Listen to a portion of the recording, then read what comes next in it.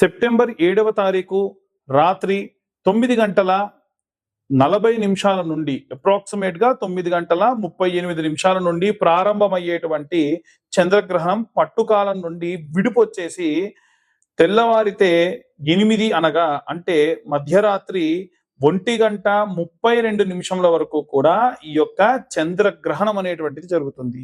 ఈ యొక్క చంద్రగ్రహణం జరిగినప్పుడు ఈ యొక్క ద్వాదశ రాసుల వారు కూడా ఎలాంటి రెమెడీస్ తీసుకోవాలి, ఎలాంటి మంత్రపఠనం చేయాలి, ఈ సమయంలో ఏ రాశికి ఆ రాశి అంటే మేషరాశి వారికి నుంచి మేషరాశి నుండి మీనరాశి వరకు కూడా ఎలా ఉండబోతుంది, వాళ్ళు ఎలాంటి సంఘటనలు ఎదుర్కోవచ్చు, ఎలాంటి జాగ్రత్తలు తీసుకోవాలి అనే విషయాన్ని ఇప్పుడు మనం తెలుసుకుందాం. తదుపరి కర్కాటక రాశి. కర్కాటక రాశి వారికి సంబంధించి శుక్రుడు కూడా వక్రగతిలో ఉన్నాడు లగ్నాత్. అయితే కర్కాటక రాశి వారికి చంద్రుడు రాశాధిపతి. వీరిపైన ప్రభావం లేదు అనుకోవడానికి లేదు. కర్కాటక రాశి వారికి కూడా ప్రభావం ఉంటుంది, చంద్రుడు రాశాధిపతిగా ఉన్నాడు కాబట్టి. వీలైనంత వరకు వీరు చంద్రగ్రహ సంభావితమైనటువంటి మంత్రం చదవడం మంచిది. చంద్ర అరిష్టేతు సుసంప్రాప్తే చంద్ర పూజాంచకారయేత్ చంద్ర ధ్యానం ప్రవక్ష్యామి మన పీడోపశాంతయే. ఈ విధంగా మంత్రం చదవడం వలన ఖచ్చితంగా ఈ రాశి వారికి చంద్రగ్రహణం వల్ల వచ్చేటువంటి ఇబ్బందులు లేకుండా ఉంటారు. వీటితో పాటు దాన ధర్మాలు కొన్ని చేయాలి ఈ గ్రహణ కాలం తర్వాతకి, అది ఏమిటో ఆఖరిలో చెబుతాను. అయితే ఈ యొక్క గ్రహణ సమయం నందు వీలైతే మీరు ఏదైనా జపం చేసుకుంటా అనంటే శివనామ స్మరణ చాలా శక్తివంతం. ఎందుకంటే చంద్రుణ్ణి తలపై పెట్టుకున్నాడు అలంకారంగా చంద్రశేఖరుడు. కాబట్టి వీలైతే ఈ యొక్క మంత్రం మీరు చదవడం విశేష సత్ఫలితాన్ని ఇస్తుంది. ఏమిటా మంత్రం అంటే ఓం నమ శివాయ అన్న మంత్రం చాలు. ఈ మంత్రము 1000 సార్లు చదువుతారా, 10,000 సార్లు చదువుతారా, మీ ఇష్టం. మీకందరికీ తెలియదండి, మా బ్రాహ్మలు ఎప్పుడెప్పుడు గ్రహణం వస్తుందని ఎదురు చూస్తూ ఉంటాను తెలుసా. అదేంటి అయ్యగారు అని అంటే నిజం. ఎందుకంటే ఎప్పుడైతే గ్రహణం వస్తుందో అప్పుడు మేము చేసేటువంటి జపశక్తి 1,00,000 రెట్లు కూడా అవ్వచ్చు. మేము కరెక్ట్ కాన్సన్ట్రేషన్ చేసి ఈ యొక్క దర్భచాప పైన కూర్చొని మంచిగా ధావలి కట్టుకొని తడి బట్టలతోని ఏ బ్రాహ్మలైనా సరే చేస్తే అతని మంత్రం 1000 సార్లు చదివితే 10,000 1,00,000 ఫలితం కూడా రావచ్చు. మరి మేము మీ అందరి కోసం జపాలు చేస్తూ ఉంటాము, తర్పణాలు వదులుతూ ఉంటాము, మరి హోమాలు చేస్తూ ఉంటాం. మరి మా దోషం ఎలా పోవాలండి అంటే ఈ సమయం మాకు చాలా శ్రేష్టమైన కాలం అన్నమాట. కాబట్టి అనుష్ఠానం బ్రాహ్మణులందరూ చేసుకుంటారు. ఎవరన్నా బ్రాహ్మణ పిల్లలు, వైశ్యులు, ఏ వర్ణభేదం లేదు, ఎవ్వరైనా సరే ఈ మంత్రాన్ని చదవచ్చు, ఇప్పుడు చెప్పిన మంత్రాన్ని. అలాగే ఓం నమ శివాయ పంచాక్షరి మంత్రము అన్ని శక్తుల్ని ఇస్తుంది. ఒక్కసారి ఆలోచించండి, మీరు ఉదాహరణకు ఆ సమయం నందు కూర్చొని 10,000 సంఖ్య జపం ఆచరించారనుకోండి, ఎంత అద్భుతంగా మీకు ఒక 10 లక్షల ప్రతిఫలం వస్తుంది, జపశక్తి ప్రతిఫలం. దాని వలన ఆరోగ్యంగా ఉంటారు, ఆనందంగా ఉంటారు. ఈ రాశి వారికి ఖచ్చితంగా ఏం చెప్తారంటే మీకు చంద్రుడు రాశాధిపతి. మీరు ఖచ్చితంగా వీలైతే పాటించడం మంచి శ్రేయస్కరమైనటువంటి విషయం. ఇక అన్ని వర్గాల వాళ్ళు ఎలాంటి రెమెడీస్ తీసుకోవాలి, ఎలాంటి మంత్రపుటనం చేయాలనే విషయాన్ని మనం తెలుసుకుందాం. చిన్నపిల్లలు, వృద్ధులు, అలాగే గృహిణులు, ఉద్యోగం చేసేటువంటి స్త్రీలు, సినీ రాజకీయ రంగాల వారు, ఉద్యోగస్తులు, వ్యాపారస్తులు, విదేశాలకు ప్రయాణం అవుతున్నటువంటి వాళ్ళు, వీరిలో ప్రత్యేకంగా కుటుంబం అంటే మన కుటుంబంలో అందరము ఉంటాము. అందరిలో కూడా ఎవరికి ఒంట్లో బాలేకుండా ఉన్నా, ఎవరికి ప్రయాణంలో ఇబ్బందులున్నా ఖచ్చితంగా మనకి ఏదో రకమైనటువంటి ఇబ్బందిగా ఉంటుంది. కాబట్టి ఇంట్లో ఉన్న అందరూ బాగుండాలి, ఏవైనా సరే ఇబ్బంది పడకుండా ఉండాలి అంటే ఈ యొక్క సెప్టెంబర్లో వచ్చేటువంటి గ్రహణకాల సమయమునందు మనం ఎలాంటి రెమెడీస్ తీసుకోవాలి, ఎలాంటి మంత్రపఠనం చేయాలనే విషయాన్ని ఇప్పుడు మనం తెలుసుకుందాం.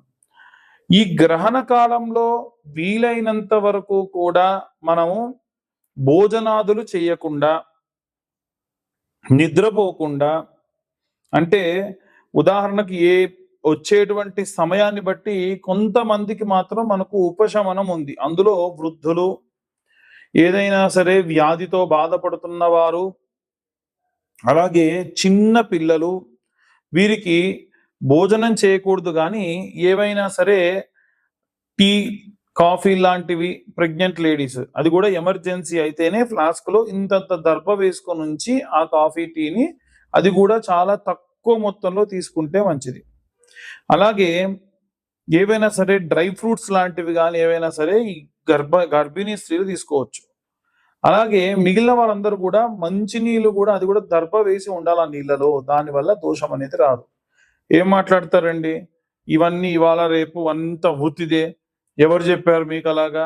గ్రహణ కాలంలో మేము అన్నం తింటాం, బయట తిరుగుతాం. చాలా మంది వితండవాదులు ఉంటారు. వీళ్ళందరికీ నేను ఒకటే చెప్తా, ఫస్ట్ గ్రహణ మొర్రి అనేటువంటి వ్యాధి రాకుండా చేయి దమ్ముంటే, గ్రహణంలో కడుపుతో ఉన్న వాళ్ళు బయటికి వెళ్తే, నడి రోడ్డు మీద గర్భిణీ స్త్రీలకు మేము అన్నం తినిపిస్తాం, ఏమవుతుంది?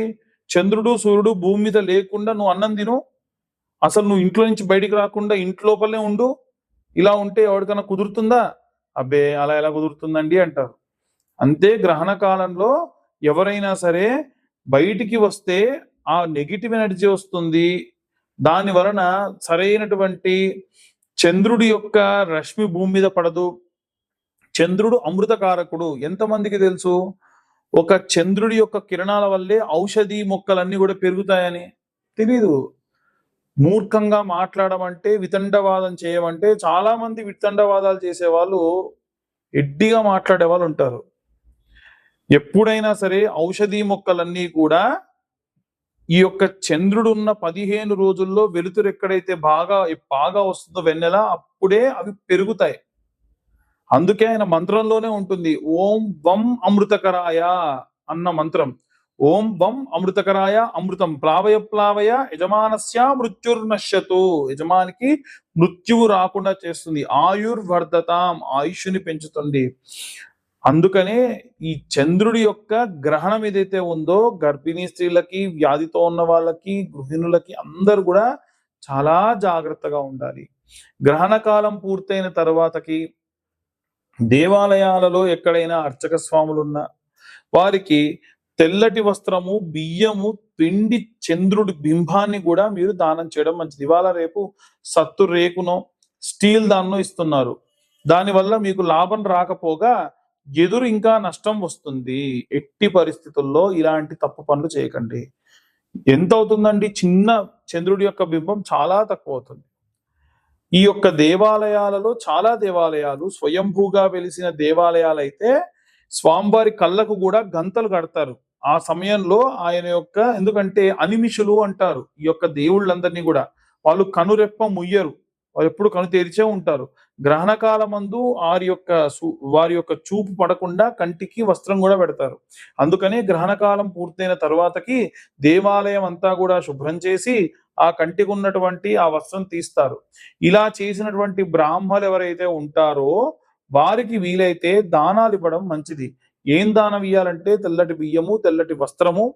చాలా మంది బ్రౌన్ రైస్లు ఇస్తాము, బాస్మతి రైస్ ఇస్తాం, అలాంటివి చేయకండి. తెల్లగా ఉన్నటువంటి మంచి బియ్యాన్ని ఇవ్వండి, తెల్లటి వస్త్రం ఇవ్వండి, వెండి చెద్దర బింబాన్ని ఇవ్వండి, లేదా వెండి గోవునిచ్చినా సరే అత్యంత సత్ఫలితం వస్తుంది. మట్టి పాత్రలో నీళ్లు పోసి, వీలైతే కుండలు ఉంటాయి కదా, ఆ కుండలు దేవాలయాల్లో పెట్టించండి. అలాగే ఎక్కడైనా పెద్ద పెద్ద భవంతులు ఉంటే అక్కడ మట్టి పాత్రలో ఒక 5-6 పాత్రలు భవంతి పైన నీళ్లు పెట్టండి. పక్షులకు నీళ్లు అందితే చాలా మంచిది. వర్షం నీళ్లు పడి అవి దాహంగా ఉన్నప్పుడు తాగుతాయి.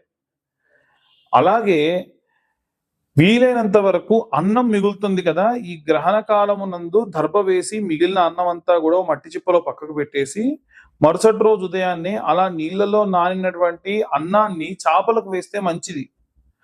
దీని వలన కూడా జాతకరీత్యా చంద్ర సంభావిత దోషములుంటే పోతాయి.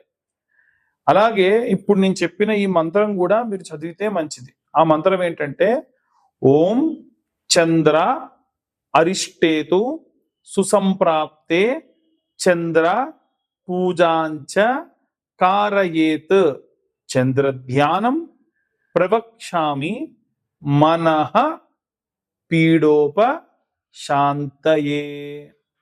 మనస్సు ప్రశాంతంగా ఉండాలి.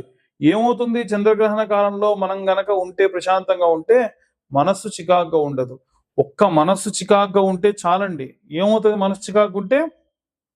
ఇల్లంతా చిందరవందర, ఏ పని చేయలేకపోవడం, మనకు డబ్బు లేదా మనకు వివాహము లేదా మనకేదైనా సంతానము లేదా మనకు మంచి ఆరోగ్యము రావాల్సిన కార్యక్రమాలు ఏమైనా జరుగుతుంటే మనం వాటి జోలికి పోకుండా అలాగే మన ఇంట్లో కూర్చొని నా మనసు బాలేదని ఖాళీగా కూర్చుంటే ఇవన్నీ కోల్పోతాం.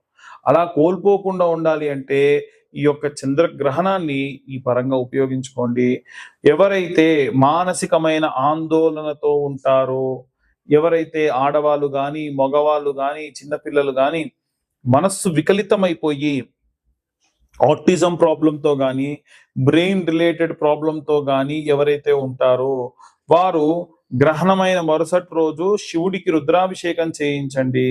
గ్రహణం జరుగుతున్నంత సేపు మీకు తెలిసిన ఎవరన్నా అర్చకులుంటే వారితోని 18 నుండి 20,000 సంఖ్యా జపం చేయించండి.